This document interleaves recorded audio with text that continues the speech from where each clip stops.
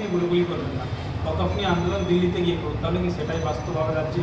আপনারা তো ওয়াকফ নিয়ে আন্দোলন করছেন, সেগুলো শুধু ওয়াকফটা নয়, আমাদের 4টে ডিমান্ড ছিল, অর্থাৎ 75% ডিমান্ড কেন্দ্র সরকারের বিরুদ্ধে ছিল, 25% রাজ্য সরকারের বিরুদ্ধে ছিল।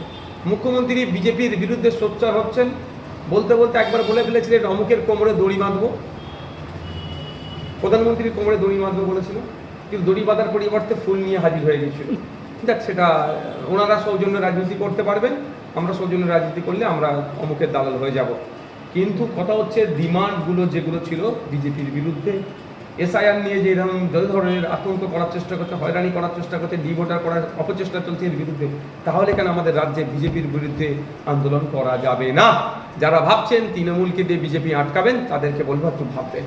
আচ্ছা, একটা অন্য প্রশ্নে যাচ্ছি। আজকে কংগ্রেসের সদর দপ্তর বিধান ভবনে হামলা চালিয়েছে বিজেপি কর্মী সমর্থকরা। রাহুল গান্ধীর যে ছবিতে কালি লেপেছে এবং তারা আসার আগে এমটালি থানা সহ বিভিন্ন জায়গায় জানিয়ে এসেছে। কি বলবেন? দেখুন, এটা দুটো জিনিস এখানে আমি খুঁজে পাচ্ছি। প্রথম কথা হচ্ছে, যেভাবে একটা রাজনৈতিক দলের সদর দপ্তরে হামলা চালিয়েছি, আমি তীব্র নিন্দা ধিক্কার জানাচ্ছি। এই কলুষিত রাজনীতিকে কলুষিত করা হচ্ছে। এটা বাংলার কালচার ছিল না। বাংলার কালচারে একে অপরের সৌজন্যতার রাজনীতি ছিল।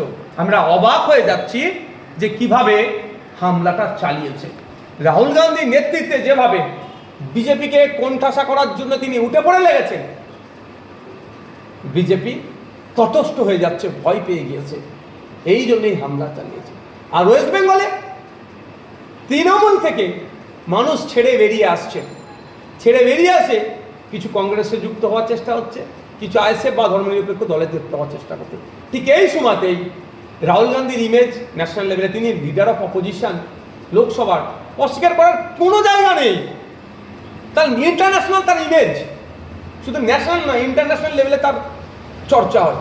সুতরাং তিনি যেভাবে এখন যুব সমাজকে উদ্দীপনা তৈরি করেছে, বিজেপির বিরুদ্ধে শক্তি তৈরি হচ্ছে, বিজেপিও ভয় পেয়েছে, সাথে তৃণমূলের ঈর্ষার কারণ হয়ে দাঁড়িয়েছে। সেই জন্য আপনার কথা অনুযায়ী বলছি, পুলিশ প্রশাসন কোথায় ছিল?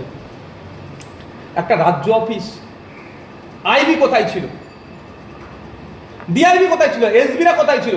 আমরা কিছু করলে একদম পুলিশদের ঘেরে আমাদেরকে লাঠিচার্জ, বুকে কিল মেরে তুলে নিয়ে চলে যাচ্ছেন।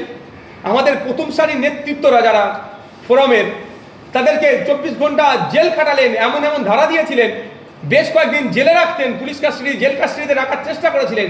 আমাদের আইনজীবীদেরকে ধন্যবাদ জানাবো, তারা আইনি লড়াইয়ে আমাদেরকে জামিন করিয়েছে।